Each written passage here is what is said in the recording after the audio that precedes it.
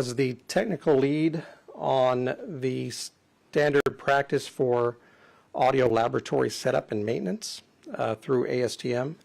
I was also the technical lead for the standard terminology for digital and multimedia evidence, also ASTM. And through my work with the Scientific Working Group on Digital Evidence, I have participated there almost 20 years as a part of the audio committee, developing best practices that frequently would also be submitted as national standards. Those best practices included the best practice for forensic audio, best practice for digital audio enhancement, best practices for digital audio authenticity as well, amongst several others. Mr. Helmore, how many times have you examined audio evidence? Many, many thousands of times. Have you ever testified in court? Yes, I have. How many times have you testified as an expert? Over 35 times. And have you examined audio evidence and testified for both the prosecution and defense? Yes, I have. Has the judge ever ruled that you are not qualified to testify about forensic audio analysis? Your Honor, I think it's an appropriate question, one way or another. Overruled in the answer. No.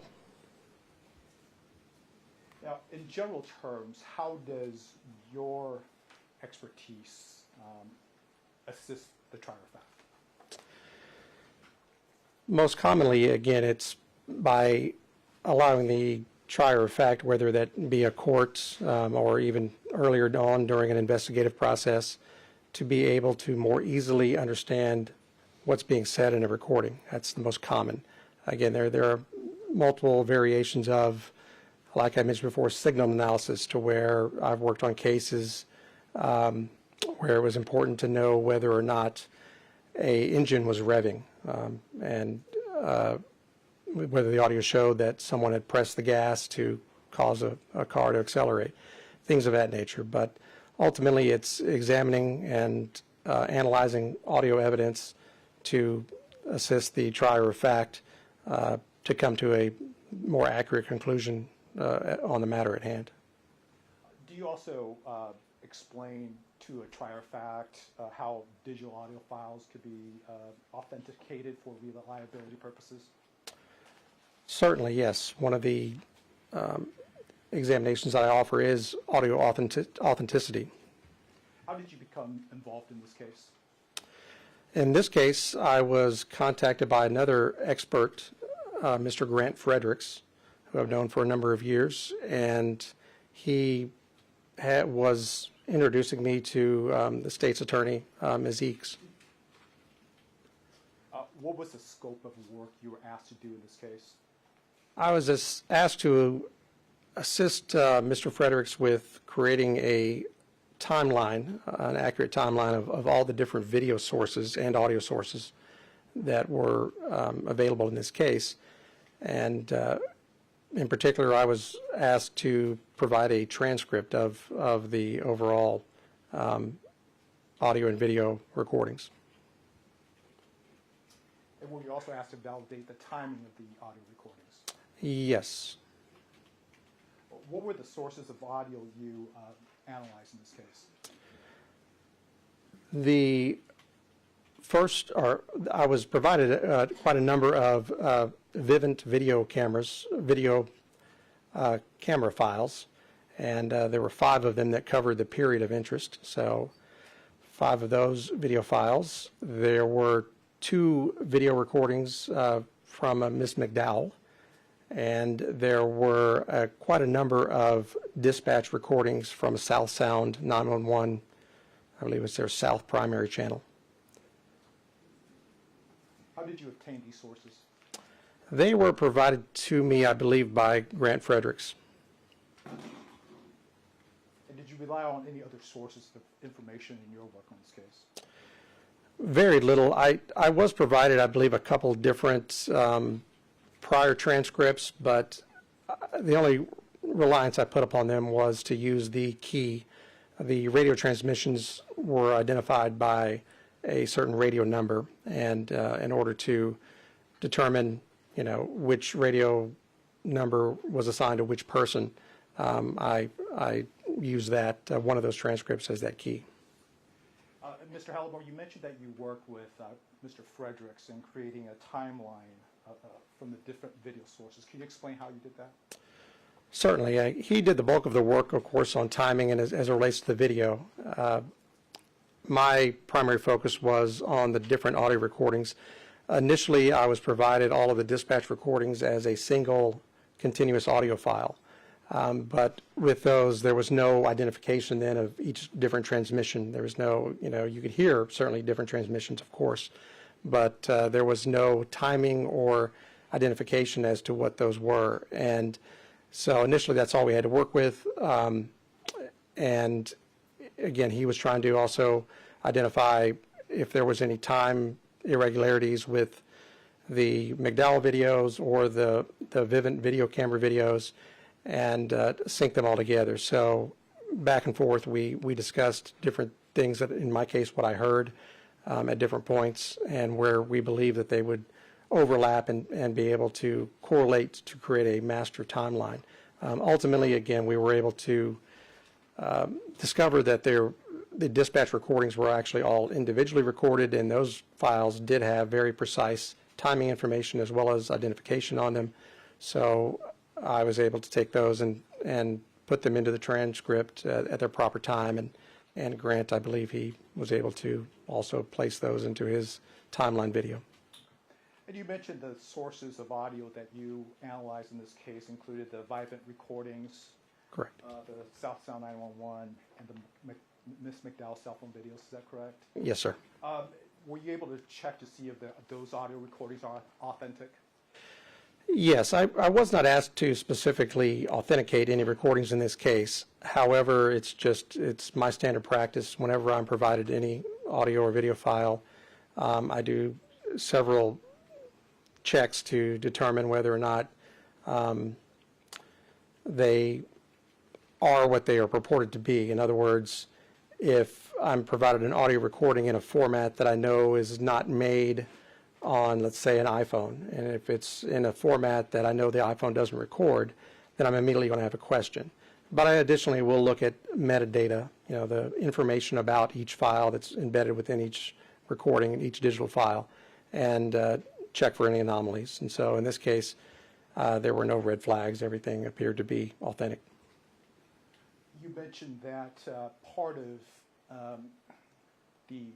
your job or your role is to transcribe the audio. You indicated that you received a single audio source. Is that correct?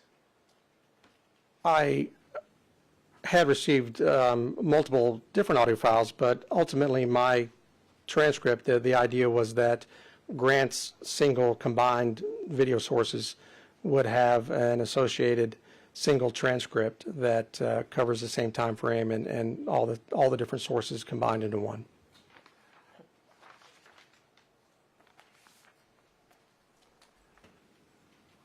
Mr. Howell, we'll show you what's been previously marked as State's Exhibit number 18. If I could approach, Your Honor. Yes. Mr. Howell, do you recognize Exhibit number 18? Yes, I do. And what is that? This is the transcript that I created from all of the sources. Can you tell us the process you used? 18 or 18A? Sorry, Your Honor. Is this 18 or 18A? 18A, Your Honor. Okay, I'm sorry. Does it say 18A on it? No, Your Honor, it's 18. Just says 18 on it. Show you what's been previously marked as Exhibit 18A. Mr. Howell, do you recognize that? I do. What is that? This is a transcript. It's a version of the transcript that I had originally created. In terms of the transcript that you originally created, tell us the process you went through to create that. By taking each individual audio source and first of all, playing it multiple times is really, all that you first start out with is listening, ideally in a quiet environment, quiet room if you can, with the best quality headphones you can that both block out external noise as well as are accurate reproductions of whatever you're listening to and at the proper volume. So I began by listening. There were, in the different recordings, there were significant amounts of background noise, things of that nature. So one of my processes is also to apply audio enhancement or audio clarification, different filters that help attenuate or turn down noise, while other filters will help increase the volume of what you're trying to hear, whether it be speech or whether it be certain activities, whatever the case may be. So by clarifying the audio and listening closely with headphones, I created the transcript. And occasionally I would also slow down portions if there was lots of fast talking, or if it was still kind of obscure. I would repeatedly play back slowed audio that allowed me to focus in on what was being said. In terms of, you mentioned you relied on individual audio sources, is that correct? That's correct. And did you rely on the Vivint videos? I did. And did you rely on the audio in your work? Correct. I'm going to turn your attention to Exhibit 612. Do you recognize what Exhibit 612 is? I do. And what is Exhibit 612? 612 is one of the Vivint videos. Okay. And is Exhibit 612 in its original format? Yes, it is. It's the audio. Well, in my case, it's the audio is what I focused on. So it is the original audio of the original Vivint video. And Exhibit 612 is not enhanced, is that correct? That's correct. Okay. And did you rely on 612 in terms of preparing your transcript? Well, certainly initially, I mean, I listened to it unenhanced and was able to certainly hear. There are plenty of things that can be heard without the enhancement process. So in a sense, yes, I initially relied on it to begin transcribing prior to enhancing it and further refining my transcript. Your Honor, State offers Exhibit 612. No objection, Your Honor. That general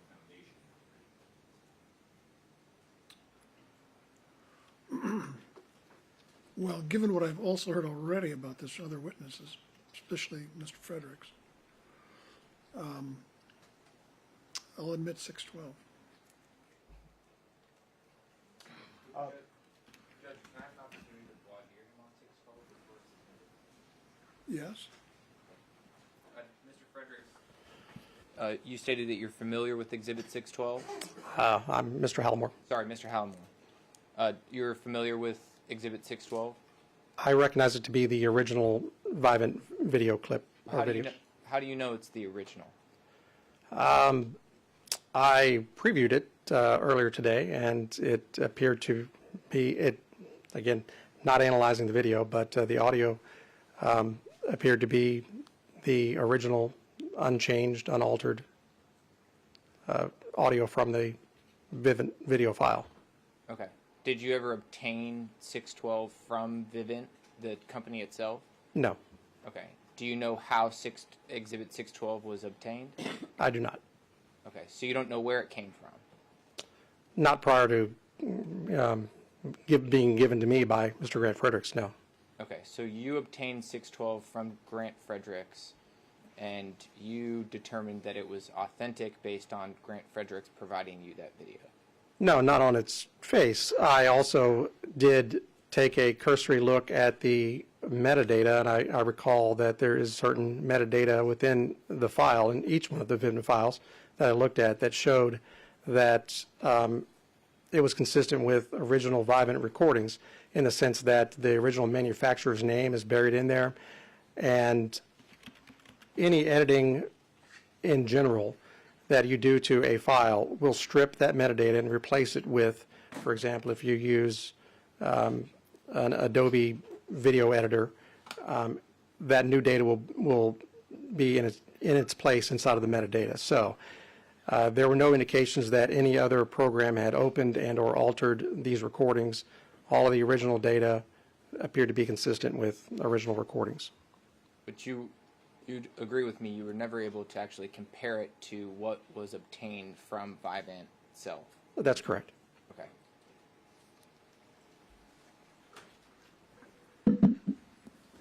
Proceed. Thank you, Your Honor. Your Honor, state moves to publish. Proceed.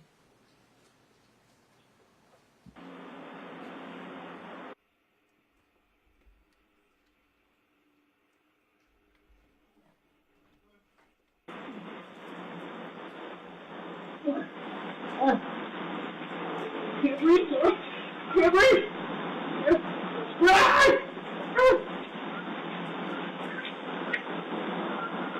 You guys need some help?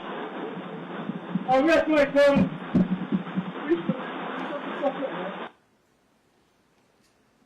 Mr. Helmore, turning your attention to Exhibit 614, do you recognize that exhibit? Yes, I do. And what is that exhibit? That is another Vivant video clip. And did you also rely on that clip? Yes, I did. Your Honor, state offers 614.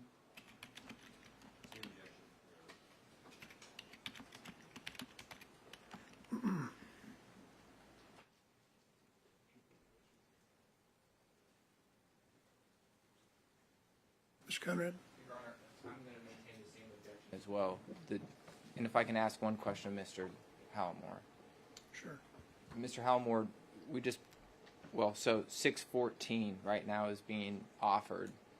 Do you know when 614, when that begins? I do. In terms of real time, I am aware of its placement in the overall sync timeline video. Okay, and when is that? 23, 24, 34, and dot 300. And how were you able to make that determination? In that case, I am relying on Mr. Grant Frederick's placement of this clip within his sync timeline. Okay, so none of the work that you've done has been able to determine where the placement of this video goes within the complete timeline? Not directly. I mean, the Vivant video files themselves actually have a date and time embedded within their file name, which corresponds to their sequence. So, for example, this Exhibit 612 from before was the third Vivant video. 614 being offered is the fifth Vivant video in terms of sequence. But as to their exact placement within real time, I cannot say. Okay. Yeah, we've already gone through this issue of the composite video that Mr. Fredericks provided, and there was some issue with respect to some foundation of the videos there, which I suppose are still sort of hanging fire. But from purposes of this witness, he was trying to establish what is the audio track from that composite video that Fredericks provided. And Fredericks is the one that did all the timing, and we're hearing that he did some double checking, but that wasn't really his focus. So it's offered to simply provide the soundtrack to the recordings that Mr. Fredericks has already identified. So 614 will be admitted. Thank you, Your Honor. State moves to publish. Proceed.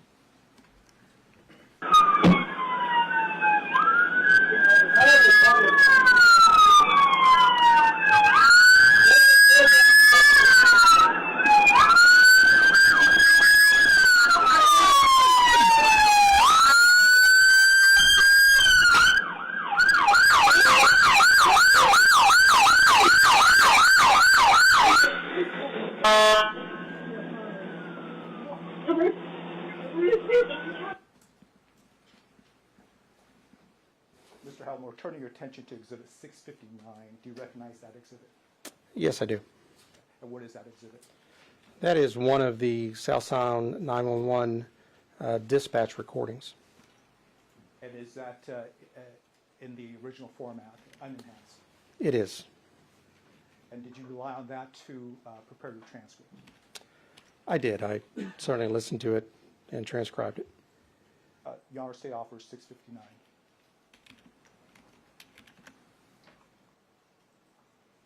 I have no objection. I'll make my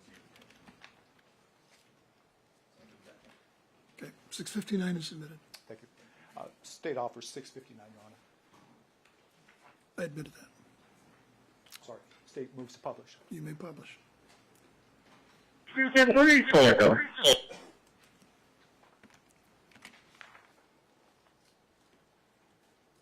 Mr. Helmore, in terms of preparing Exhibit 8, well, your transcript, how did you determine the timing of each statement? I know you briefly described it, but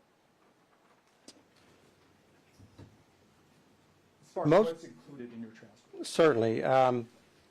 As to this final overall sync timeline video transcript of the audio, the timing was primarily provided by Mr. Grant Fredericks. So while I initially separately transcribed all of the different audio sources, once he came up with an accurate timing for all the different video and audio sources together and as to one continuous recording, if you will, I went through that,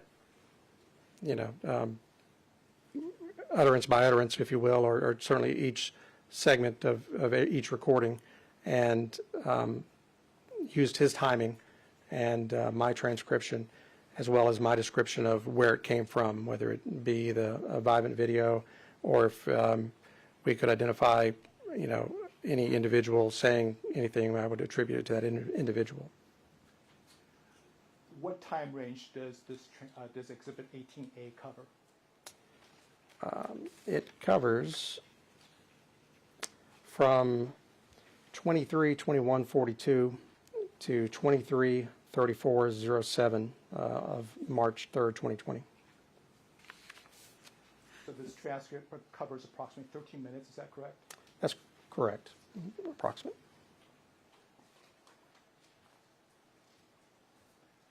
Your Honor, State moves to admit Exhibit 18A for illustrative purposes as an aid to the jury. Any other comment? For the earlier objection. Okay. Agreed, Your Honor. Okay. I'm going to allow 18A. Ladies and gentlemen, allowing this transcript to be used for illustrative purposes only, this means that its status is different from that of other exhibits in this case. This transcript is not evidence of itself. It is one interpretation offered to assist you in understanding and evaluating the audio evidence in the case. Keep in mind that the actual evidence is the audio recordings that are admitted into evidence. Because the transcript is not evidence, this transcript will not go with you to the jury room when you deliberate. The lawyers and witnesses may use the transcript now and later on during this trial. And so as I understand it, there's several copies of it right here. If you care to distribute those to the jurors, I do, Your you Honor. may do Before so. I do that, there is another exhibit I would like to go over with Mr. okay. Elmore. Mr. Elmore, do you recognize what, turning your attention to Exhibit 443B, do you recognize what that exhibit is?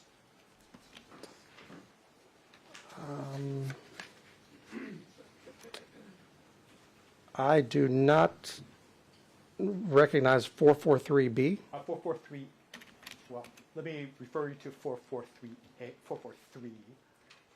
Do you recognize what 443 is? Unfortunately, no. I'm not sure what Exhibit 443 is. If I could have one moment, Your Honor. Sure.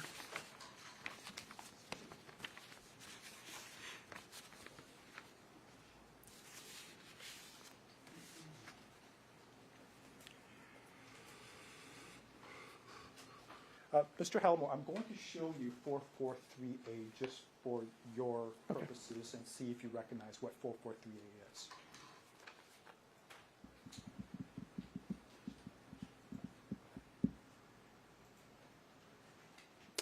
Yes. Okay. And what is 443A? So 443A, I believe, will be the audio from that overall sync timeline video, but it will be the audio only, but it will include a timestamp. So none of the original video, just the timestamp that Mr. Grant Fredericks had established and placed on his timeline. Thank you. Your Honor, State offers 443A. Yes. You said you think it will be audio from a video. Yes. You're not sure? I did review it a little while ago, and it was that, so I am confident that it will be the audio, the unenhanced audio, which accompanied Mr. Grant Frederick's timeline sync video.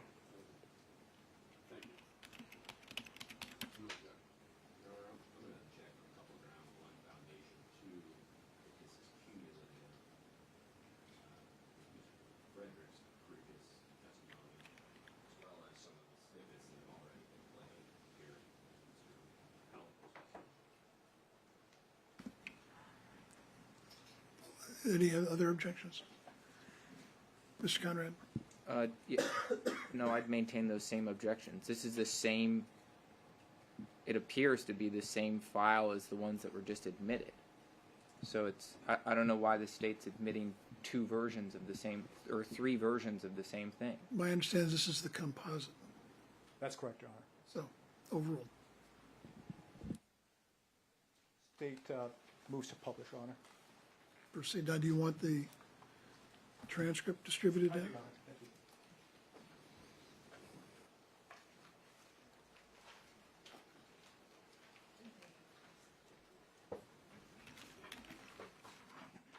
Proceed. Thank you, Your Honor. And we're going to be gathering those back up from you, ladies and gentlemen, after this is, after a time here.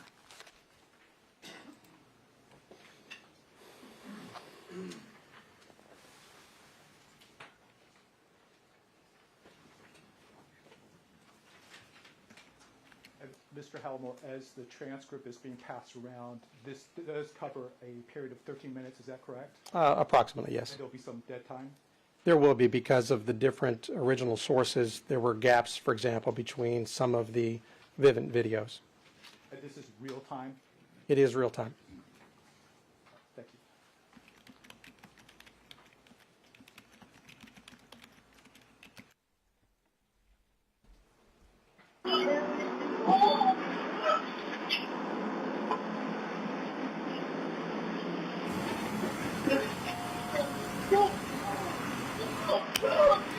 Hey! Stop! Oh my God! Stop hitting him! 7317, go ahead. Hitting him! Just arrest him! Just arrest him! Oh my God, that looks so scary! Shut up! You have kids in the car, you dumbass! You already know. Shut the fuck up! 7317. Shut the fuck up! Shut the fuck up! I'm not fixing Shut the fuck up!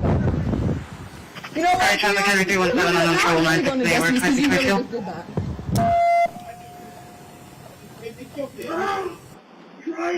Go around them.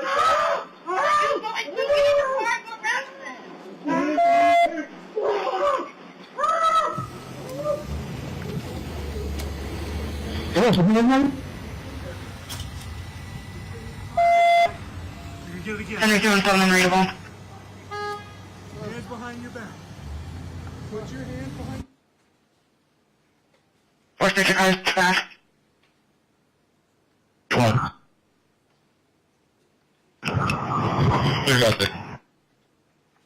Keep the air open for Henry 317.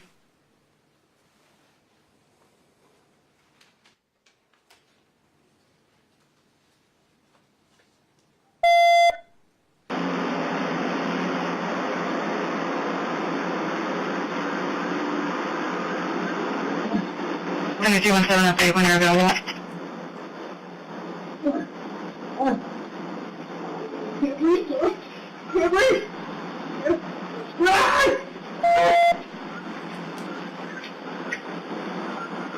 Guys need help? Oh, yes, my son.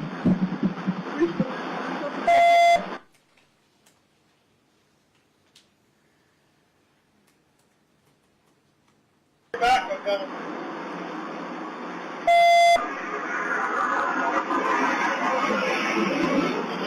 Alright, traffic, Henry 21796 at Ainsworth, keep the area open, 2623. Go around, come on, go around.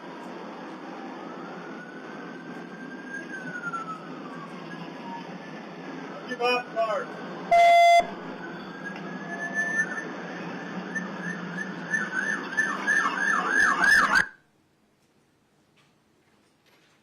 3-1 phone, scene 10-4.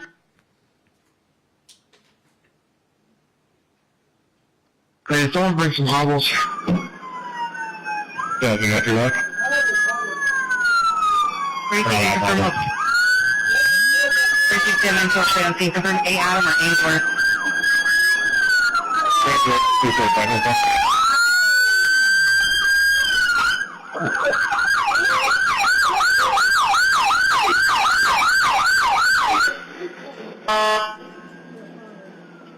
And State Patrol and County is around as well.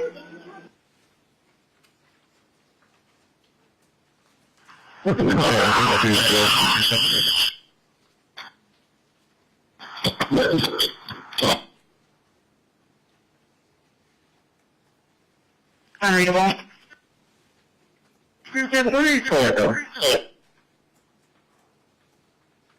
Incoming can slow. 2325.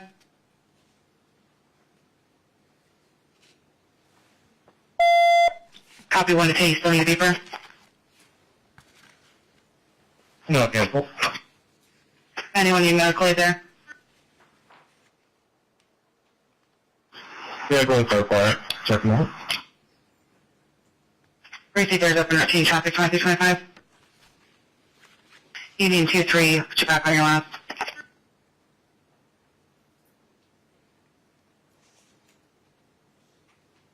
If you copy. 2326.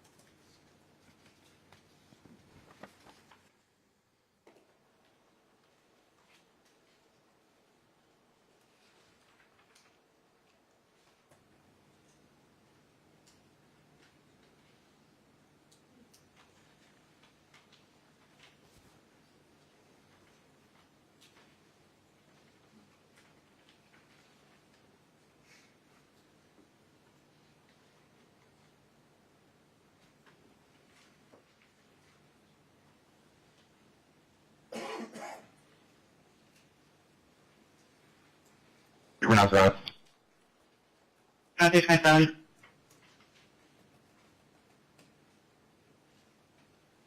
Same thing, answer. 792. This is what I saw. It doesn't need to, if that's just that. Copy the ambulance as well, what was the rest? He's gonna have to be trapped now, for sure. 2327.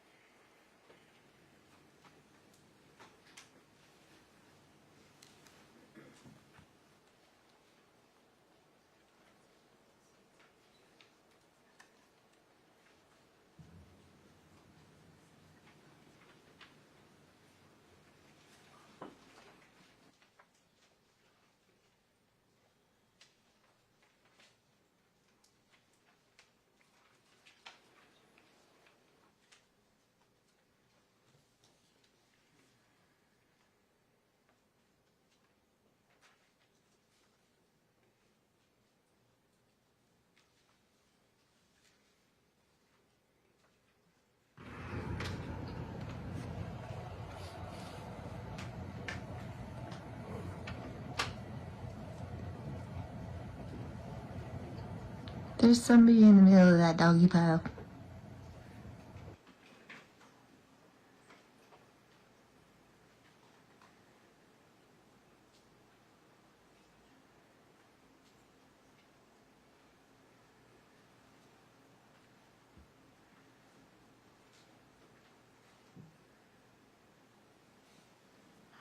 Yeah, General, so you're any detail, fire?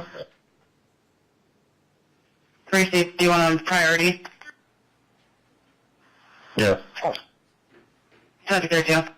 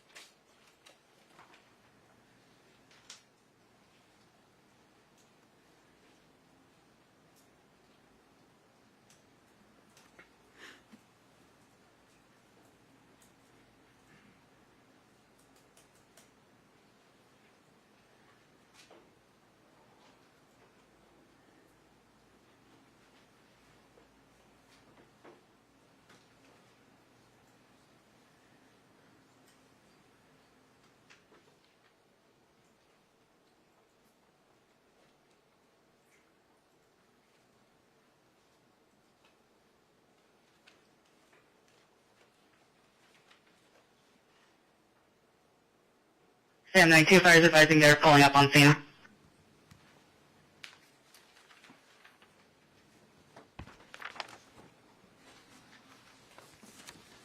Mr. Halamo, we heard some gaps in the audio. Can you explain why there were some gaps? Certainly. Initially, we had the Vivint doorbell cam videos that were not, completely covering the full time frame that they, that from each file to each file there was a gap between some of them. Then Ms. McDowell's videos, I think there's a short gap between hers, but at different times, different sources were there, and especially obviously towards the end where we had the very long, 4.5+ minutes of gap between radio traffic. Towards the end of this transcript, there is no video. There was no video that had audio, I should say. So the gaps there are simply the time between each radio transmission. Thank you. Nothing further on.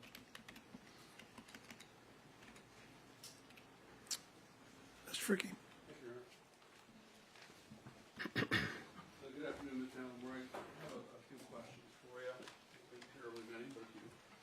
So, All right. good to see you again. Yes, sir. So, just to be clear, you'd indicated when you started out, as far as your analysis goes, and again, that's restricted to the audio. Correct. And what was given you was what I think your terminology was, the period of interest. I think it was. Correct. Okay. And the period of interest, that was something that you didn't determine, but was determined for you. Is that fair to say? To a degree, I think that had there been any audio recordings that occurred earlier in this overall incident, that certainly I would have been provided them. But the time frame starts with the earliest recording that has audio.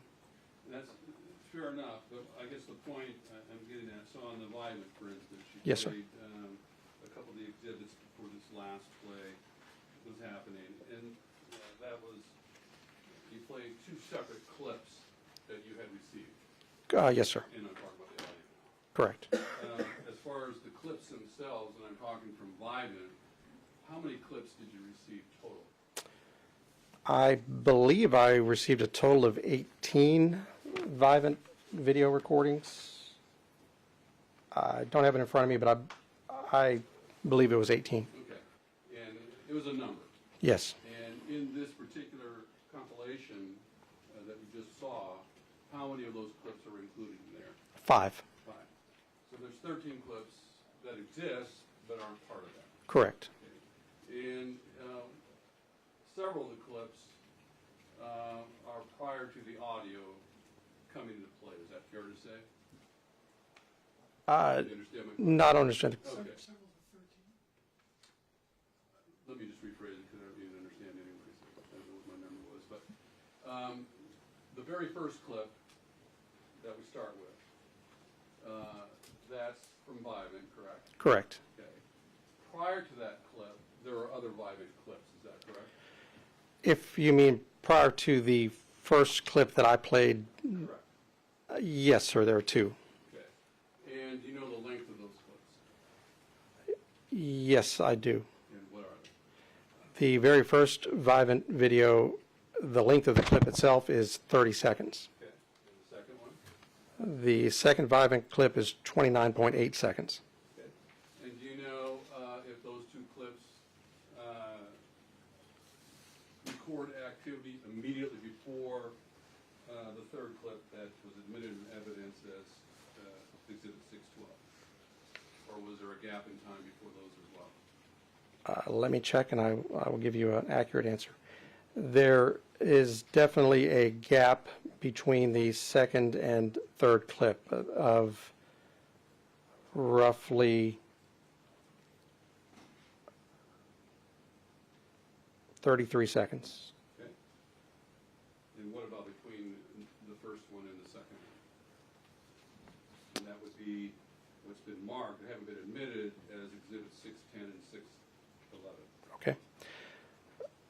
The first Vivint video clip ends at 23:22:11. The second one begins at 23:22:11. Well, at 0.5. I mean, there's about, less than 300 milliseconds between the first and second.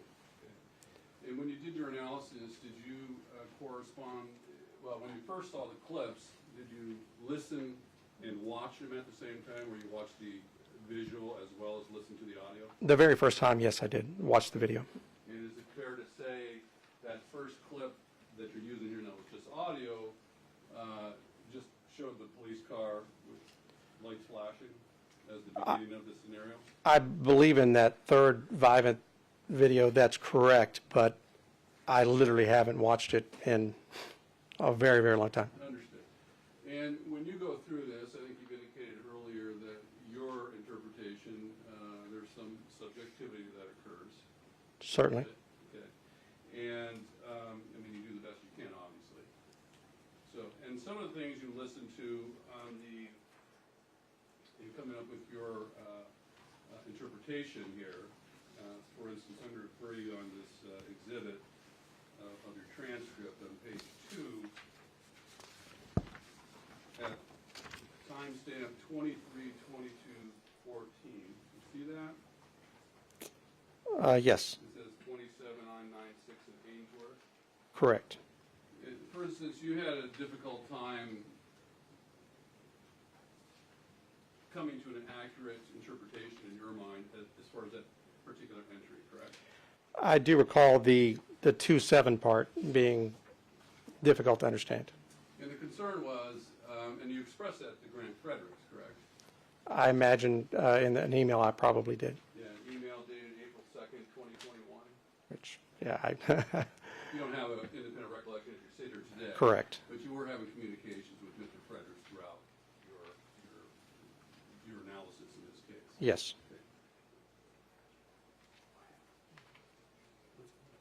Oh, I don't know if you want to, right now, that's fine. So what I'm getting at, the person whose voice is heard, and as far as the officers go, you don't know the names of the officers. I do not. You just have them designated as officer. Which one it is, you're Correct. making that determination.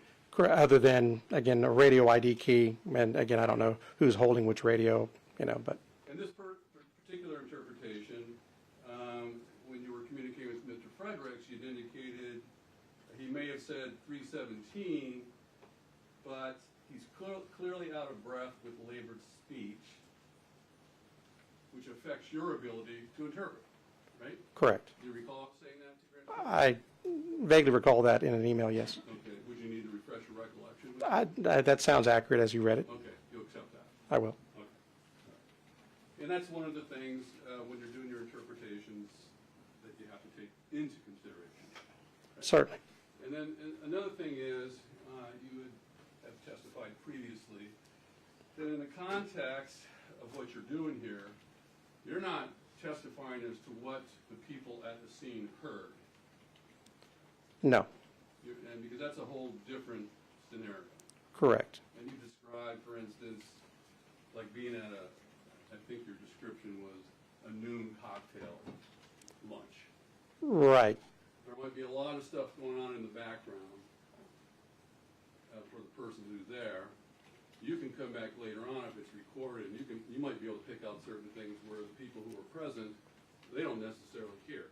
That's correct. Because their brain does some selective, what your words were. Or you can focus on one conversation versus another. Yeah. So it's not fair to say, yeah, we heard this here, this is what I found, and that necessarily means that the people at the scene heard the same thing. They may not hear the same thing, correct?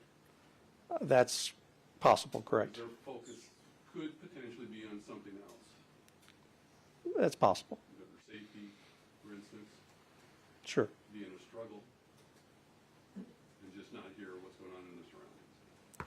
That would be possible.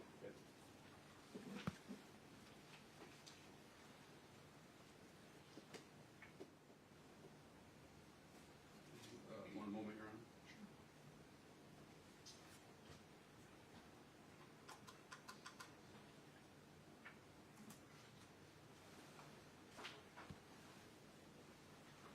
That's all I have for the moment, Your Honor. Thank you. Your Honor, I don't know if we need to get the illustrative exhibit from the jury at this point. I don't know if you guys are going to use them. If you don't, you can gather them back up. Otherwise, Mr. Arbins, it's your cross. I don't need the jury to have it, so I suppose we can collect it. Okay. I may come back on redirect. I don't need it.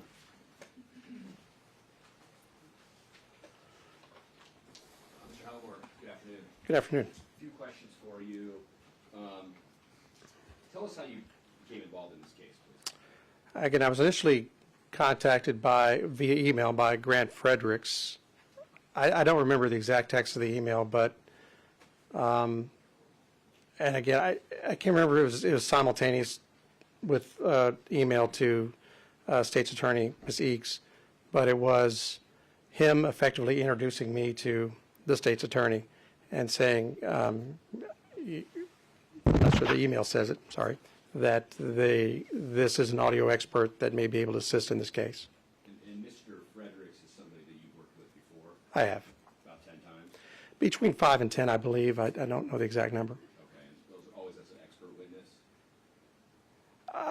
Sometimes it doesn't get to the court, so I don't actually become designated as an expert witness, but it certainly is as an audio expert in different matters. Well, you're paid, right? I've done some pro bono work, but yes, Okay.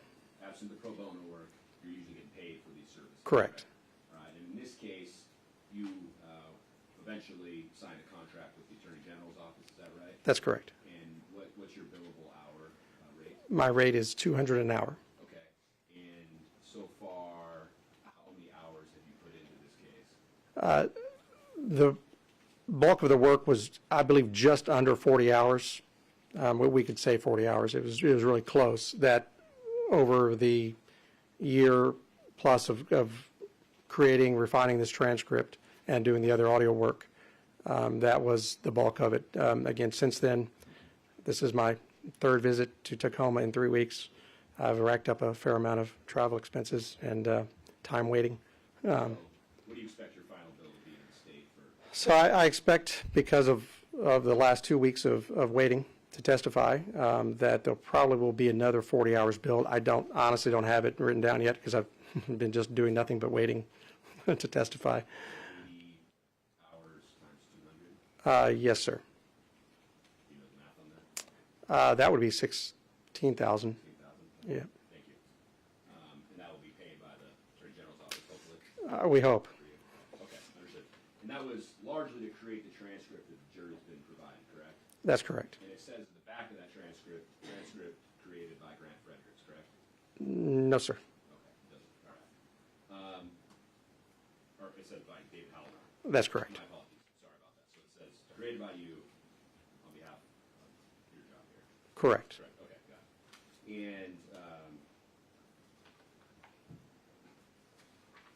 just briefly, in the exhibit that we listened to that you have transcribed, it went a little weird. I see on the transcript, there's 5 mentions of officers telling Mr. Ellis to put his hands behind his back. You see that? Let me double check.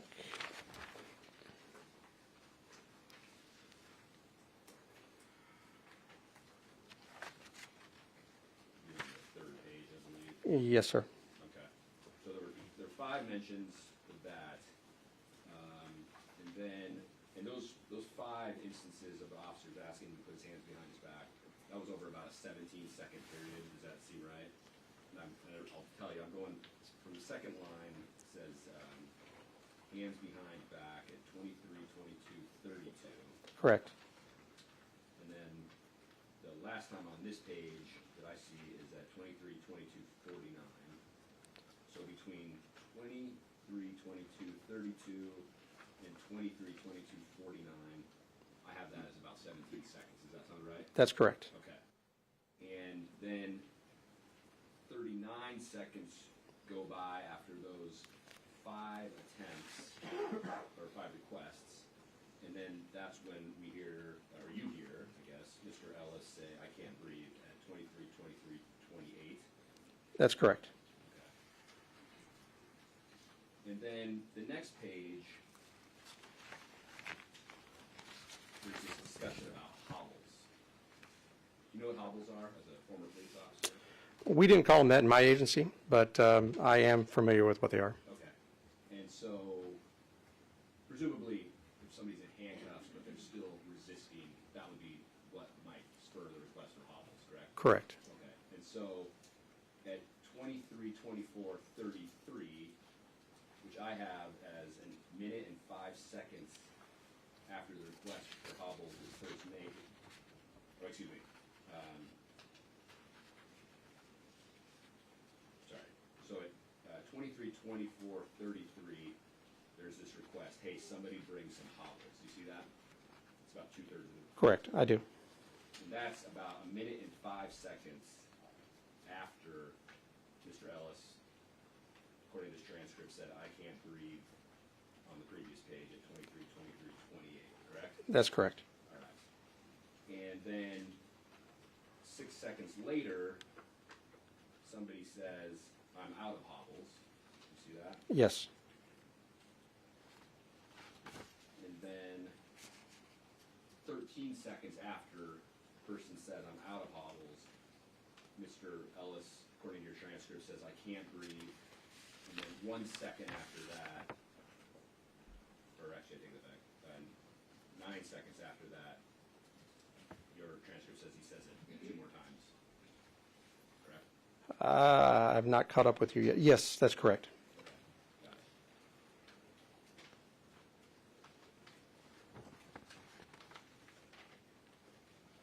And just backing up real quick on the transcript and the timing of this, this commences this incident that you transcribed at 23:21:42. Now that's based on the Vivint video, correct?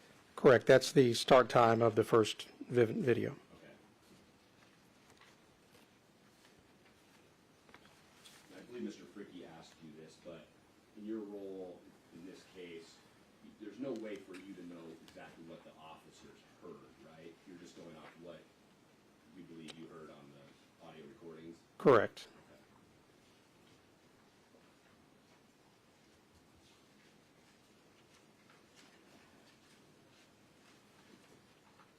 And there's one other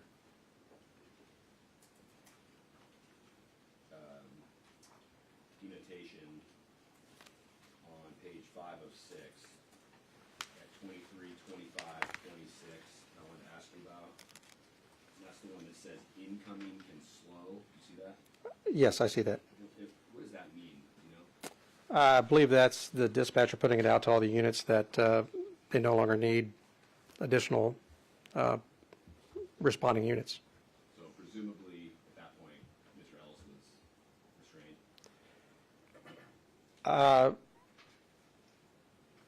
I think the dispatcher's replying to the previous radio transmission from someone on scene that said slow income. So then she's relaying it out that incoming can slow. But I think she's relying on what was dispatched by TPD 092.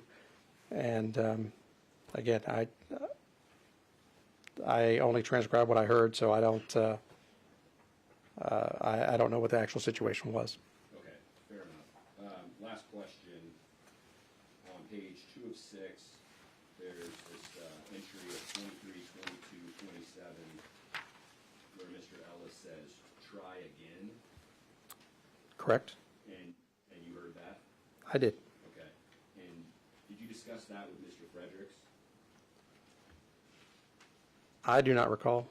Are you aware that he testified a few days ago that Mr. Ellis said, "I'm trying to"?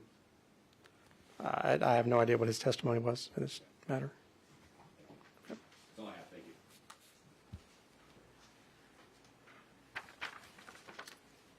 Mr. Conrad.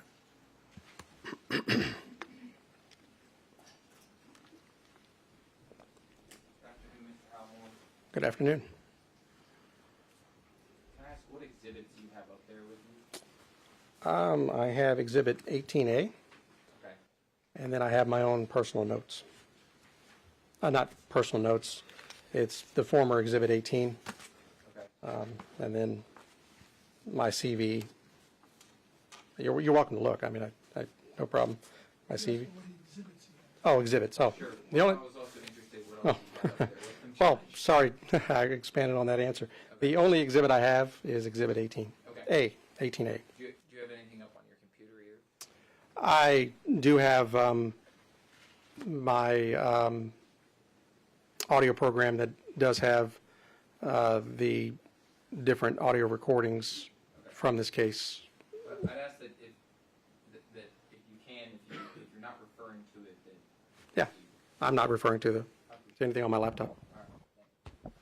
So a couple of questions about what you've done in this case. So on direct examination, you talked about the audio clips that you looked at or that you listened to, right? Correct. Right. And you said that you listened to them multiple times in order to come up with this illustrative transcript, right? That's correct. Okay. And you wouldn't say that your ability to listen to this is any better than my ability to listen to it, or the judge's ability to listen to it, or the juror's ability to listen to it, right? Strictly speaking, the short answer is that's correct. However, if I could expand on that, I would say that my experience in separating speech from noise, speech from other sources, is actually more acute in the sense of being able to differentiate one word from another, things of that nature, through, again, training, experience, things of that nature. Okay. And you've talked about the audio transcripts that you've listened to, and you'd agree with me that this was a dynamic situation, right? Correct. There's a number of things going on during these these audio files, like sirens being blasted, right? Correct. And do you know how loud a siren goes at? I can't remember my dB chart, but it's significantly loud. Again, obviously it's a function of distance as well, but certainly it's significantly loud, yes. Loud enough to damage your ears, right? If you're close to it, yeah, absolutely. Okay. And in your analysis of this, you were turning down certain volumes and turning up certain noises, right? Correct. All right. And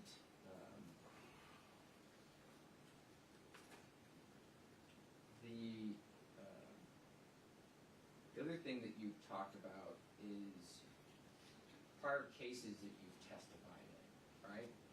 A little, yes. Okay. And you said that there's never been a court that didn't allow you to testify, is that what you said? That's correct, or I think that was my response to the question. But there have been cases where you tried to testify as to your interpretation, and that was ultimately rejected by the court, right? I believe there's one case where that happened. Okay, and that's the Slager case, right? Michael Slager, correct. All right. And in that case, you attempted to offer your interpretation of what was being said in an audio file, right? Correct. And ultimately, the court listened to it multiple times and said that it did not find your interpretation of the video to be credible. That's probably correct. Okay. And here again, you're offering your interpretation of what you hear in these audio and video files. That's correct. And that was done at the behest of the Attorney General's office. I was certainly hired by them, but my work product was my own. Okay. And you've offered this illustrative exhibit, right, or this illustrative transcript, and one of the things that I wanted to talk with you about is the timing that's included, right, this around 13 minutes. Roughly, yes. Okay. But that 13 minutes doesn't incorporate everything that happened during this incident, right? It incorporated all of the recordings that I was provided that cover this time frame. Well, there are a number of dispatch recordings, right?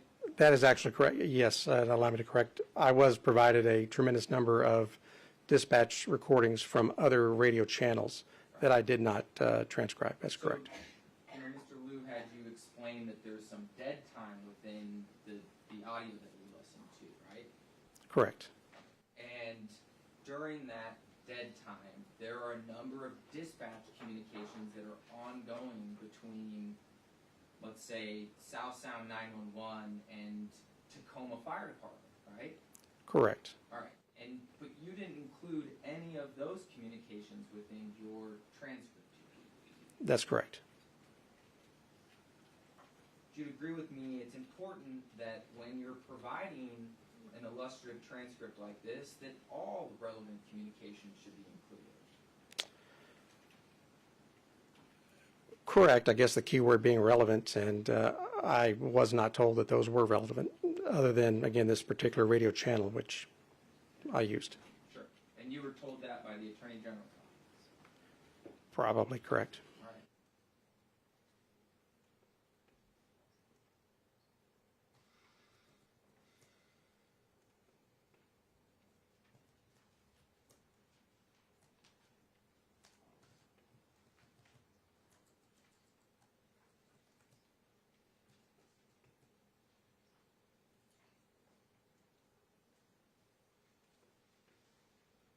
I don't have anything further.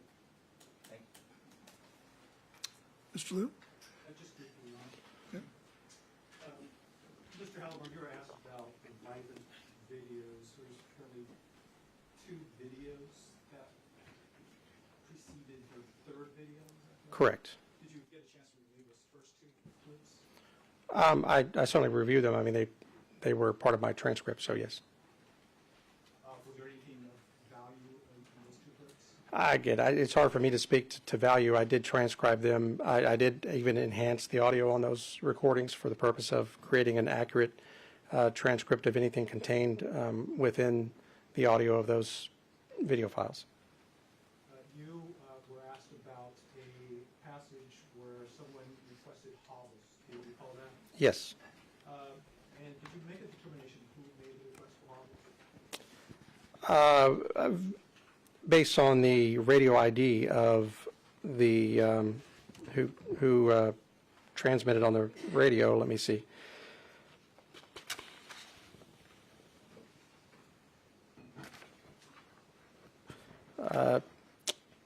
The transmission at 23:24:33 that is someone saying, "Hey, bring some hobbles." That was transmitted over radio ID TPD 317, which I was told belonged to Matthew Collins. Thank you.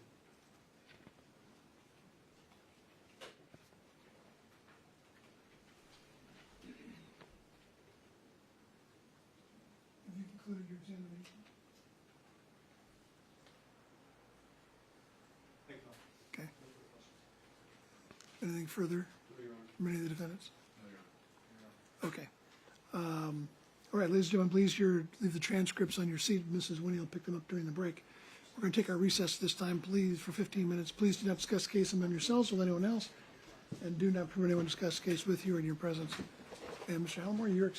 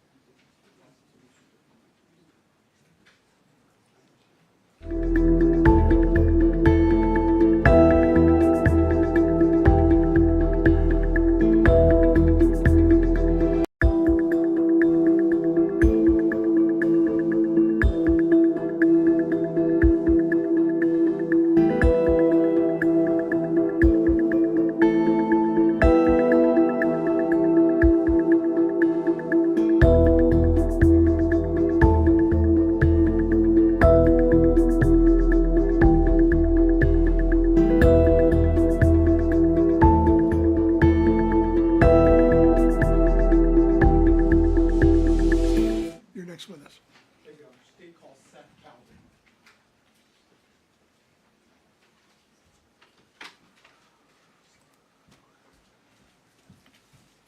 Yes, sir. Please come forward to right about here. And then please raise your right hand to be sworn. Solemnly swear or affirm that your testimony in this cause will be the truth, the whole truth, and nothing but the truth. Yes, Your Honor. Thank you very much, sir. Have a seat right here. Please state your name and please spell your name. Samuel Vincent Seth Cowden, Samuel Vincent SethCowden. Thank you.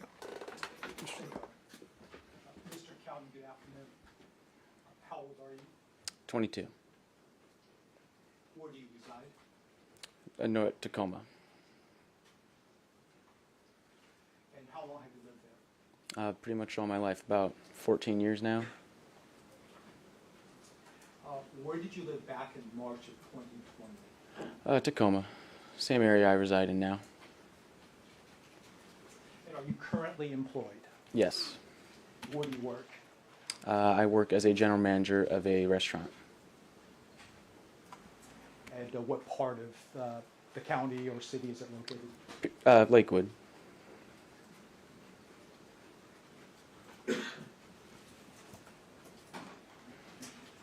What do you do as a general manager of the restaurant? Just managing staff, taking inventory, giving customer service. How long have you worked in that role? About 8 years now. Mr. Cowden, where were you working back in March of 2020? I was working as a Domino's pizza delivery driver.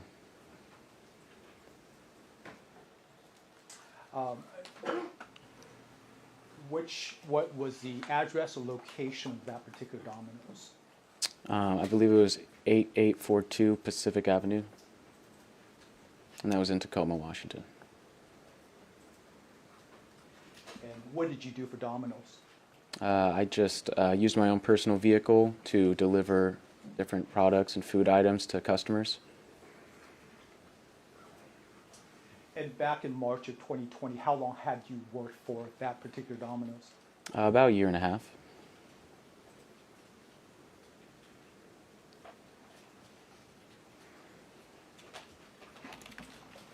You indicated that you used your own car for deliveries, is that correct? Yes. And what kind of car did you drive? It was a 2015 Nissan Sentra.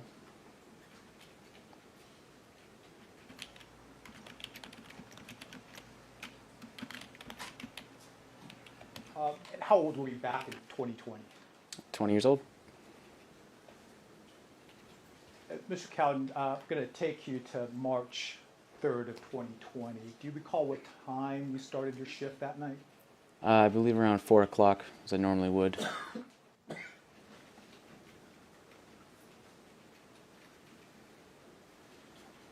I believe you indicated you're a pizza delivery driver, is that correct? At the time I was, yes.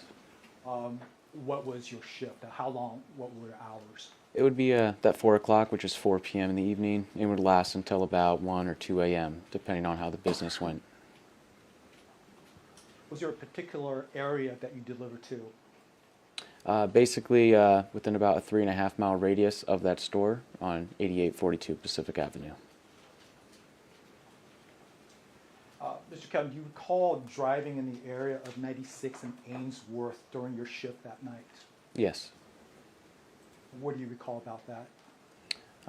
I recall going to my delivery, dropping off the food order the customer ordered, and then on my way back to the store to retrieve another delivery, I encountered at the intersection of South 96 and Ainsworth a Tacoma police cruiser just pulling up to the intersection. Do you recall prior to reaching that intersection where the delivery was, where you had gone to? I do know it was at the border of our delivery zone. It was about that 3.5 mile radius maximum distance away from us. I believe it was on South 112th Street.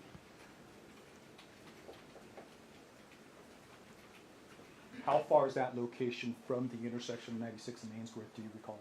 I do not recall. Now, are you familiar with the intersection of 96 and Ainsworth? Yes. How are you familiar with that? I'm familiar because it was a common route, a very common intersection we would use to either go straight through or take a left turn on coming from the home store to make deliveries. Like on a weekly basis, are you able to estimate how often you would drive through that intersection? More on a daily basis. Every shift I worked, I would go through there about 4 to 10 times per shift. So you're pretty familiar with that intersection? Yes. And were you working the same shift around that period of time, back in March of 2020? Yes.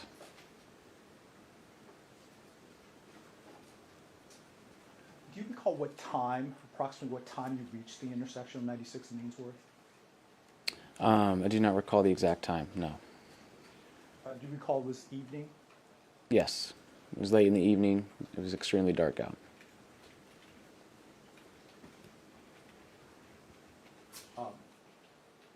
I'm going to back up a little bit. Before reaching the intersection of 96 and Ainsworth, do you recall what road you were traveling? I do not know what road it was called. I know I was going northbound on a street reaching the intersection of South 96 and Ainsworth. Mr. Cowden, I'm going to show you what's been previously admitted or marked or admitted as Exhibit 151 on the screen here, and have you take a look at, do you recognize that? Yes. What does the Exhibit 151 show? That is the intersection of South 96 and Ainsworth. 150, broader. Yes. Okay. I'm going to show you what's been previously marked and admitted as Exhibit 150, Mr. Cowden. So what was the number 150. 150? I'll withdraw that question, Your Honor. Okay. So if we go back to 151, you indicated that you're traveling north on Ainsworth, is that correct? If Ainsworth is the street that is on the lower half of the picture, that's the street I was going. If you could just go ahead and take a closer look to see if that is indeed look like Ainsworth. Yes, yes. All right. Do you want me to at all stand up and Yes, please. point? So I was traveling on this road right here, going northbound, and soon eventually I took a right later that day. Okay. Do you recall where you had stopped or where you came to a stop? I came to a stop, I slowed down, and took a stop right around here at the white mark right before the line. Right before the light? Okay. And if I could sort of have that area marked and let us know if that's accurate or not, where you That is accurate, yes. Okay, thank you. And state moves for completion of Exhibit 151. I believe we're at D. Is that correct? 151D. E as in, D as in when D is in dog. Any objection? No objection, Your Honor. Later on. Is this for illustrative purposes? Yes, Your Honor. You don't care? All right, well then if there's no objection, it'd be 151D is admitted. Mr. Cowden, do you recall how long you were traveling on Ainsworth before arriving at that intersection? Most definitely several blocks. I remember traveling for quite a few minutes, about 5 or 6 minutes on that same road. Do you recall seeing any vehicles ahead of you while traveling on Ainsworth? I did not. You do not recall? You did I do not recall, and I remember not seeing any vehicles on my way there. As you approached the intersection of 96 and Ainsworth, were there any vehicles in front of you then? There were. When I approached the intersection, there were vehicles in front of me, yes. Okay. And what vehicles did you observe? I saw one police vehicle, and then I saw 2 other vehicles behind that. Did you ever see any vehicles in the middle of the intersection? Not quite, no. I'm sorry? I did not see any vehicles in the middle.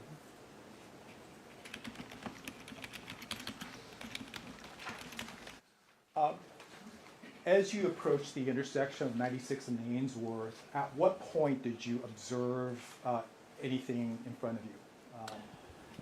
I would say I was about 1 block away from approaching the intersection. Does Exhibit 151 show where that location is, or is it further down? It is further down than what the image shows here. Okay. It would say about just exactly twice that length of what the current road is showing there.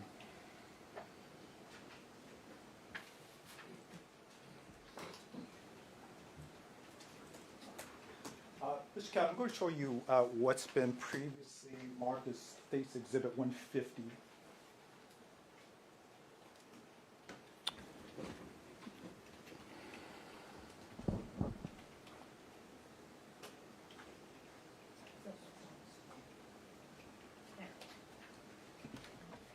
Do you recognize Exhibit 150, Mr. Cat? Yes. And what does 150 show?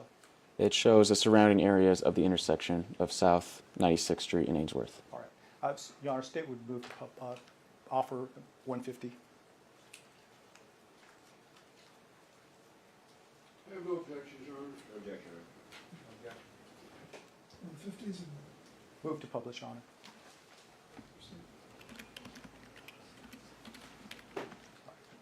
And Mr. Cowden, could you point out to us where you were when you first noticed anything in the intersection? Yes. This would be the initial place where I stopped, but I started slowing down right around here. This is when I noticed something sort of happening. But the main reason of why I did come to a complete full stop at the initial spot we marked was simply because the light was turning red. Okay. Now, where the red mark is that where you indicated you were when you first noticed something in the intersection? Yes. Okay. And tell us, what it was that caught your attention? What did you see? I saw the front of a police car. And I'll admit, just seeing the police around, that's what caused me to slow down at a significant rate as I was approaching the intersection. Now, as we see from the diagram, you're further down south from the intersection. How were you able to see a patrol car from that position? Simply, there's not really anything opposing this intersection. As you see on the north side, it kind of acted as a wall. I was able to see very clearly the vehicle there. I'm sorry, I can't hear. You can see what? I was able to see the police vehicle there at the intersection, as the north side of this intersection acted as sort of a wall to let the police vehicle be more defined to me. All right. Thank you. It's sort of a wall for what? I didn't hear it. Yeah.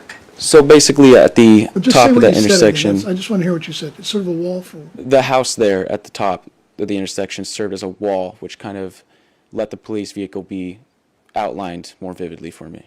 okay, so you're saying the police vehicle was kind of in the middle of the intersection? Not quite. I only saw the front of it. I recognized it to be a police vehicle as of the front grille right by the hood of the vehicle.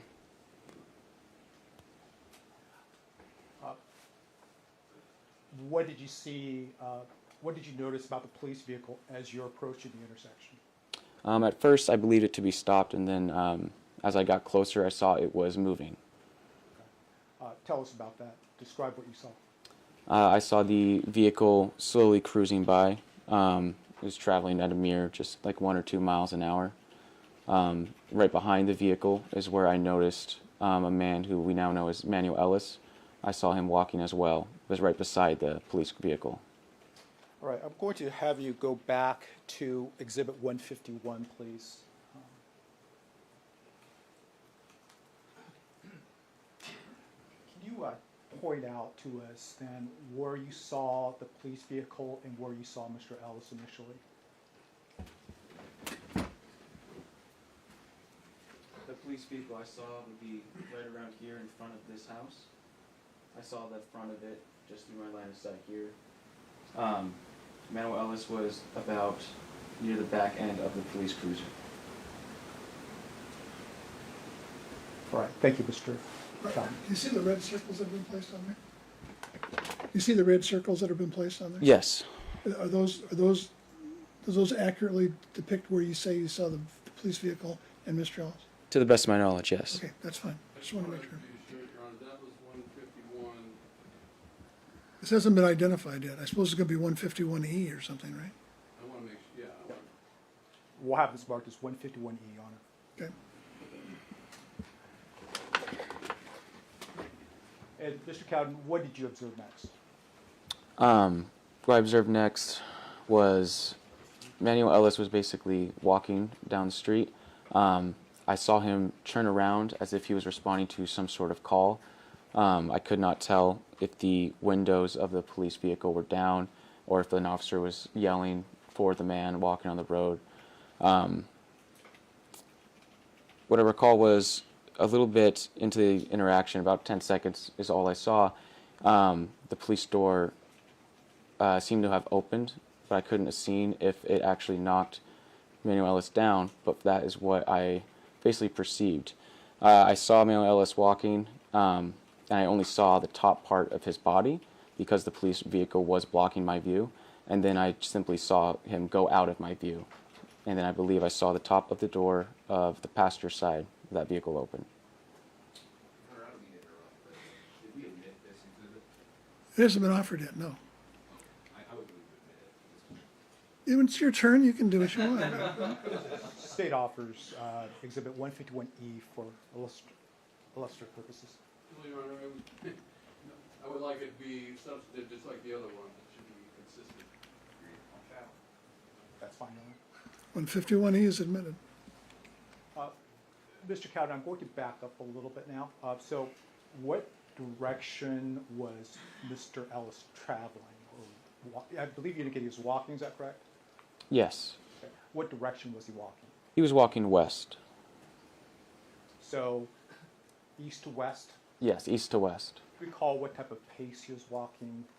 It seemed to just be walking like a casual stroll, as if you were just listening to music and enjoying nature. He wasn't running or Your Honor, I hiking. would object. The other characterization would be casual, slow, and enjoying nature. Sorry, casual what? What's that? Tell me again, what is the objection to? Well, my objection is to the narrative as opposed to what he was doing and calls for speculation as to what he was doing.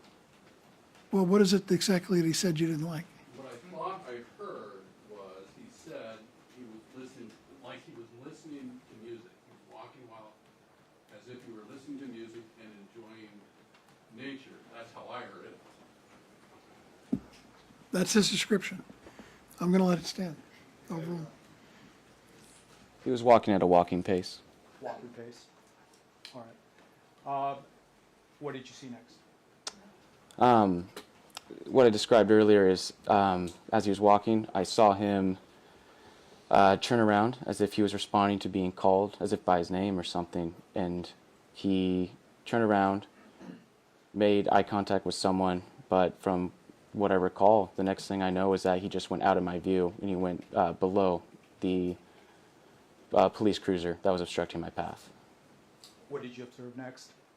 Afterwards, I saw Manuel Ellis get up, and the officers as well. Both officers exited the vehicle, the passenger side and the driver's side. They seemed to go in front of the police vehicle, and then they proceeded to have some sort of melee. Do you recall whether the officers got out of the car at the same time or whether one officer got out before the other? It was in a very brief moment, but the passenger side opened first, and then the driver's side followed after. What happened next?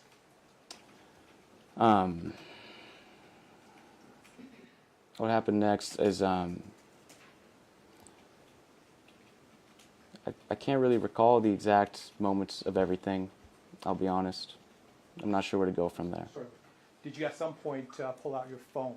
Yes, yes. As soon as I saw them go in front of the vehicle, I could tell that emotions were heightened. It seemed like just something was happening is really all that occurred to me. And so I decided to pull out my phone and start recording. One of the main reasons was I didn't want to interrupt what was happening, as they were obviously in my path of where I should be going next. My goal was to take a turn onto that street. I believe it was on South 96th Street. I was going to take a right-hand turn, but with that happening, even though the light was green, I just wanted to sit there and see how things played out, and I decided to record as well as I was witnessing what was happening.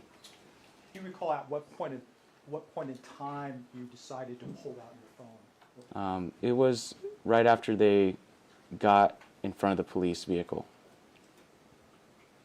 And why did you pull out your phone? Honestly, it was I would say human nature, but it was in my nature to simply record it, if anything, to just show people, because I don't think anyone would have believed me. Do you recall how long it took you to get your phone and start recording? I don't recall the exact amount of time, no. Are you able to estimate whether it took you minutes or seconds to do that? About 60 seconds, one solid minute. At that time, do you recall whether your windows were rolled up, whether they're down? My windows were rolled up at the time. After I was recording, I did roll them down slightly. Why did you do that? Simply to hear the commotion. I heard some noises as my windows were rolled up. I heard some screaming and just some tussling, basically. And I was curious. I rolled down my windows a bit, but I still was not able to hear clearly any audible English words or anything. Could you tell who was screaming? It seemed like all three of them.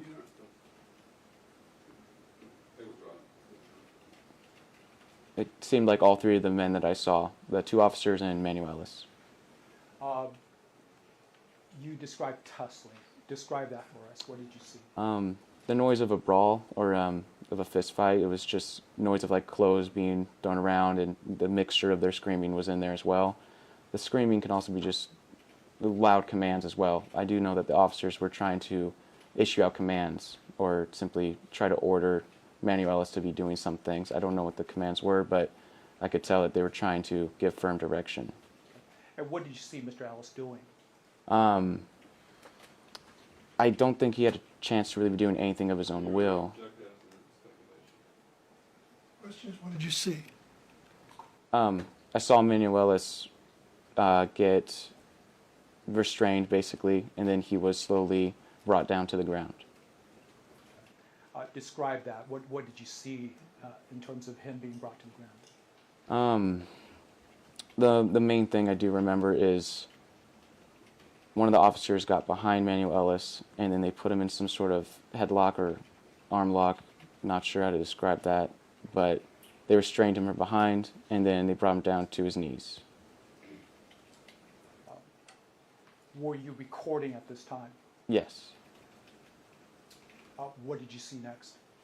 What I saw next was after Manuel Ellis got down to his knees, officers were able to restrain him further onto the floor or onto the road, and after that, the next thing I remember is just tasers being used on him as well. What did you see about that? The one thing that stuck out with me is I saw Manuel Ellis' arms being raised up, and then they fired the taser shots after that moment. Where was Mr. Ellis at this point? When he was shot with the first taser that I witnessed, was his knees were on the ground, and then he was basically, Manuel Ellis was on his knees and his hands were raised above his head. What happened next? After the tasers were shot, I believe I remember Manuel Ellis just falling to the ground, basically. What happened after that? It seemed like the melee is what I called it, the brawl, went a little bit more, it just proceeded more. And I remember the officers were trying to restrain Manuel Ellis. Manuel Ellis was on the ground. It seemed like he was on his stomach, and then the most clear thing I remember is they were trying to handcuff him. What did you see about that?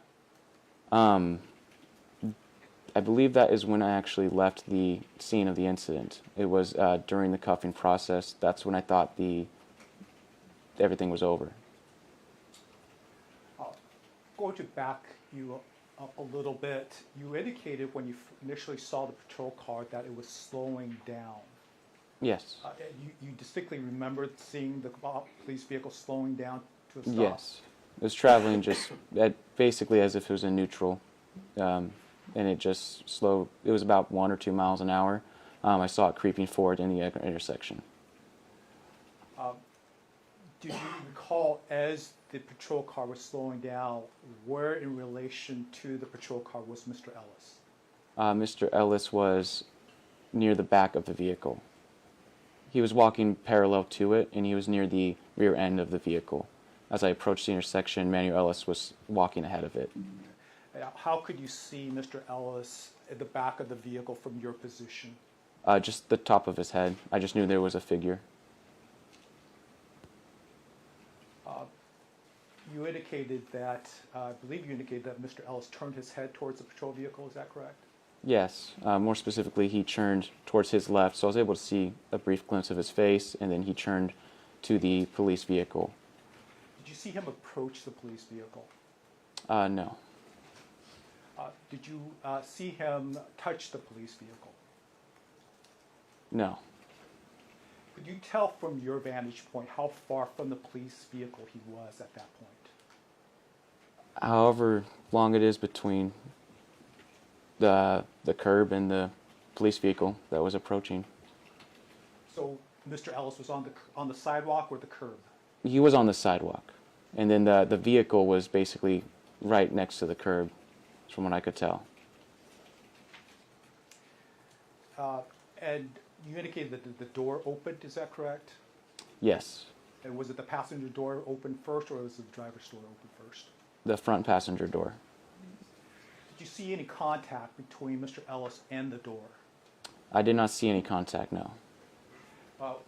What did you see after that, the passenger door, the patrol car opened up? I saw the figure, which is Manuel Ellis. I saw him basically get out of my view. He went in a downwards motion. But after that, I didn't see anything until him and the officer in the passenger door got out, and they both kind of went towards the front of the vehicle. What did you observe the driver, patrol officer do during this? From what I saw, after my view went out, when Manuel Ellis went out of my view, then went down, when I saw him, he was trying to get back up, and it was, as he was trying to get back up, it was towards the front of the police vehicle. I saw the officer in the passenger side basically get out and following Manuel Ellis to the front of the vehicle. Following? Or what do you mean by follow? Did you say follow? Yes, walking, just Manuel Ellis, as he got up and as he was standing up, he was walking as he was trying to get up, you know. And then I just saw the officer get out on the passenger side, and he was going towards Manuel Ellis. Did contact take place after that? Yes. What type of contact? That I do not recall. Did you see Mr. Ellis go to the ground at some point? Yes. Was it shortly after that, or? It was only what was in my video, which was about a minute or so into the incident. Did you see the driver's side, or the driver patrol officer, and what he was doing at this time? After the passenger door opened, it took a few seconds, I'd say 3 to 5 seconds for the driver door to open, and as it was open, the officer got out very soon after. Are you able to describe his motion? Was he walking or was he running? He was in haste. He was trying to act quickly. He got out of the driver side of the vehicle, and then he rushed to the front to what I assume was to help his officer that was already out of the vehicle. And what did you see about that? What did he do? It seemed like they were both just trying to detain and arrest the guy who was walking on the side of the street, Manuel Ellis.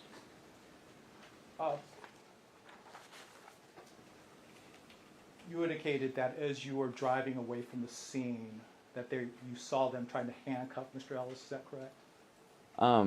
Yes. From while I was driving away, you can basically, even in my video and from what I remember, they had him on the ground, and I believe the officer was reaching for his cuffs, and that was the last thing I saw before I had to focus on the road and continue the job. Do you recall what Mr. Ellis's reaction was to what was happening?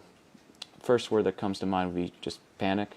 I know that he was the one that I could hear scream the most. I could tell the difference between the officer and Manuel Ellis screaming just because his was out of fear and was more sporadic, where the officers were giving orders, basically.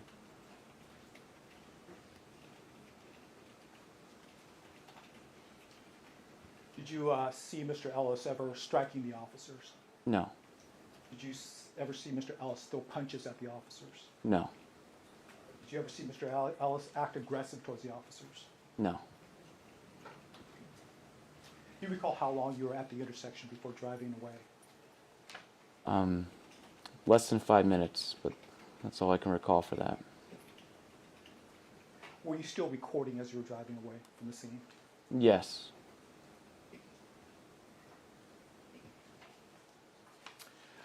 Do you recall whether Mr. Ellis was moving at all as you were driving away from the scene? I know that I did not remember him moving at all. Do you recall hearing the sounds of a taser going off? Not the sounds, no, but I visually did see them. Describe that for us. What did you see? When Manuel Ellis had his arms up, he was on his knees. One officer was behind him, restraining him. The other one held out the taser gun. I remember seeing their mouths move and hearing some screaming. After about 2 seconds, the officer fired one of the tasers. Did you see any reaction from Mr. Ellis? I saw his arms basically just try to... They were at first up, and then as he got tased, Manuel Ellis' arms were trying to constrict and go back to his chest, almost as if he was trying to just hold himself or... Yeah. Where did you go after leaving the scene? I went straight back to the Domino's store that I worked at the time. What were you feeling as you watched this at this intersection? You know, object as to, What did you do when you got back to the Domino's? I talked to my manager, Jaden Smith, about it, or Jaden Bennett, so sorry. He was my manager there at the time. He asked me what took a little bit longer on my delivery. That was the reason why. So I gave him that reason, was just because of what I saw. But within 3 minutes, he handed me another delivery, and I was back on the road again. Did the next delivery take you to the intersection of 96th and Ainsworth? Yes. Describe that for us. The next delivery that I took, after I got back to the store from seeing the incident happen the first time, the next delivery was in the area around South 96 and Ainsworth. I decided to go that route simply to see how things were going in the progress of the situation. As I approached the situation, I saw a fire truck and then 2 more police vehicles.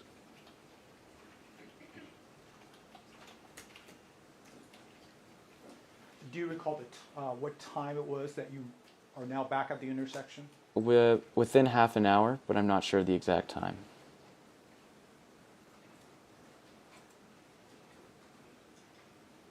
And what else did you see, if anything? I saw some sort of road blockage. It looks like one of the police vehicles I saw was blocking that route that I actually took. The road I was on, where I took the right-hand turn, I believe that was South Ainsworth, is they blocked that off by having a police patrol car. Basically, if the road is going up, the car was just horizontal, blocking that direction. And then they had one on the other side as well.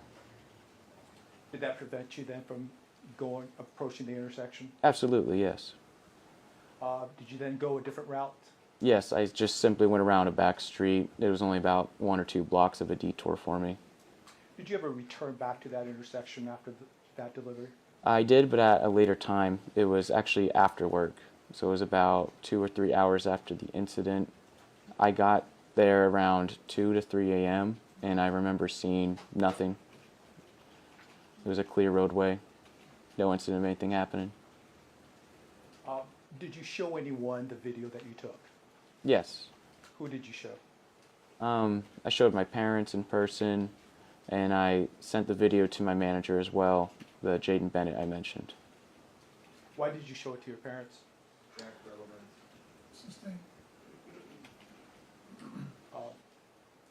You indicated that you sent the video to your manager, is that correct? Yes. Did you share it with anyone else? I did, but I do not recall who. Do you recall sharing your video through Snapchat?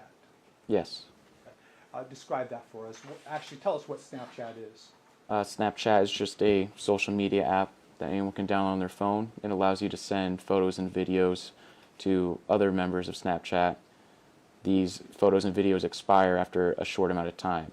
For example, the video I sent, you could only see once, and then the video was lost forever. But I did save that video onto my phone as an actual copy. And who did you send that video through Snapchat to? That I do not recall.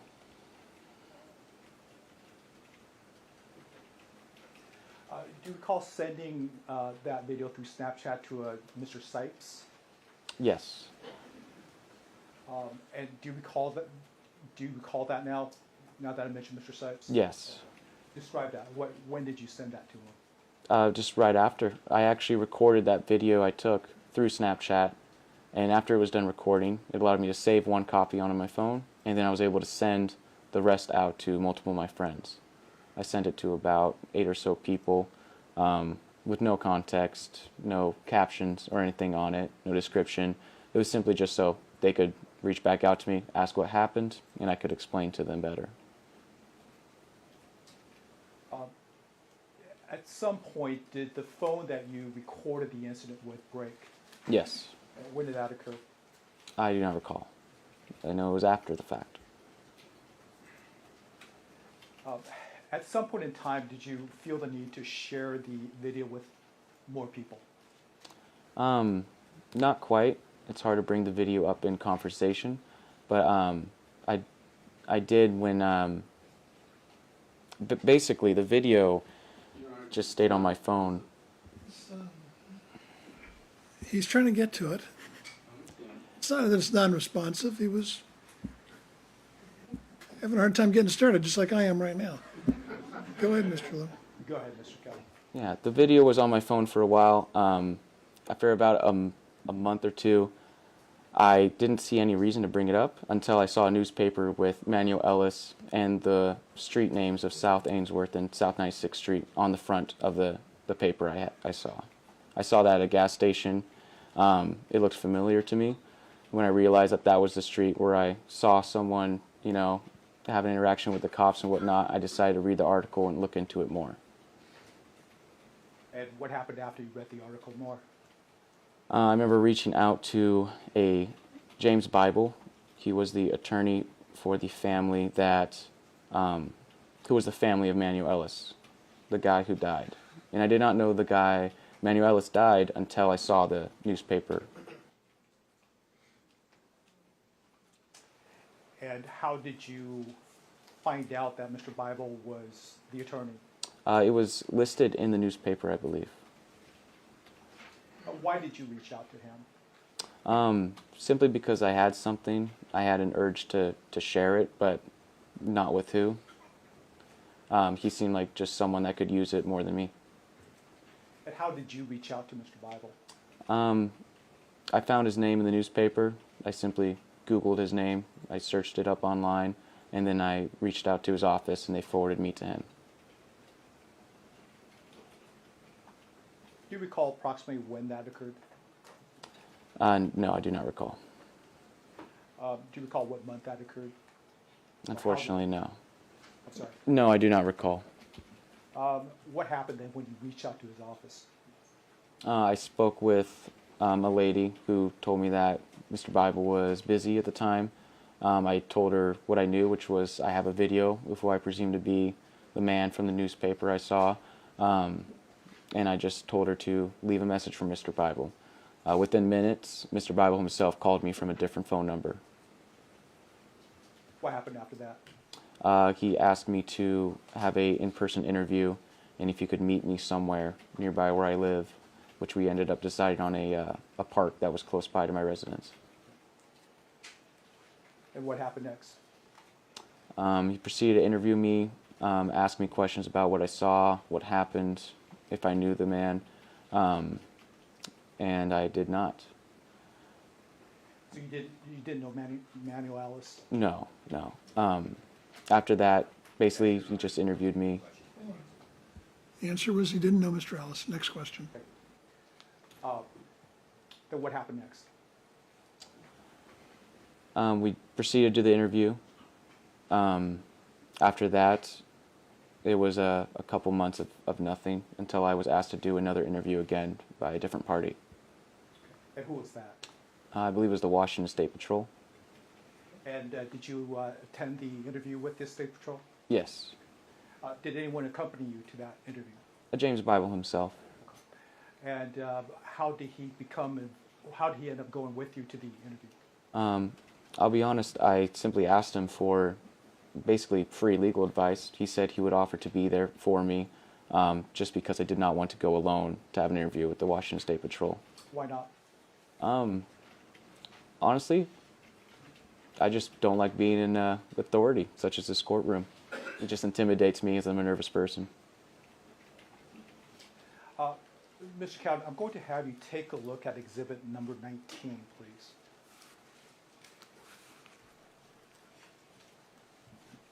It's going to show up on your screen. I'm going to ask you to see if you recognize what's being shown. Yeah, I do recognize it. It is my video, but it does look altered somehow. What do you mean by that? From what I'm seeing on my screen here, there's some sort of weird red glow around the foreground and background of what I'm watching. Other than the red glow, does the video appear to be the video that you took that night? Yes, it does. And does it appear to be substantially what you took that night as was what the scene depicted? Yes. Does it fairly and accurately depict the incident that you recorded? Yes. Your Honor, State offers exhibit number 19. May I have there for a moment, Your Honor? Yes. Good afternoon, Mr. Cowden. We just saw that video, obviously, right in front of you. You mentioned the red glow, and you said you don't recall that being the situation. No. Are you saying that it was not in the original video? I do not believe so, no. And so, are you saying that you did not alter it? I did not know. And I assume you don't know who altered it? No. But in your opinion, it's clearly altered. Just the red outline of what I'm seeing, yes. Because I had the same question when we had one of the other witnesses up here. On the video, on the screen we're seeing, this seems to be an artifact. On the other screen, you show it and you don't see these little red marks. So I think it's a product of the monitors and their ability to represent the stuff. If we showed it on the bigger screen, you could probably see that it's not there. Maybe. I don't think it was on the other ones. That when we had the other witness on before, Mr. Frederick, I think it was. So I don't want you to be misled by this artifact either. No, I'm not being misled, Your Honor. Okay. Just wanted a couple more questions. All right. You can go ahead. Was it shortened in any way or lengthened in any way to your knowledge? No. That's all I have, Your Honor. Okay. Anyway, there's a motion to admit 19. Any objection? Objection. Ms. Fricke? No objection. 19 is admitted. It's now 4 o'clock. So we'll take our recess for the day. Ladies and gentlemen, please don't discuss the case among yourselves with anyone else, and do not permit anyone to discuss the case with you in your presence. And of course, please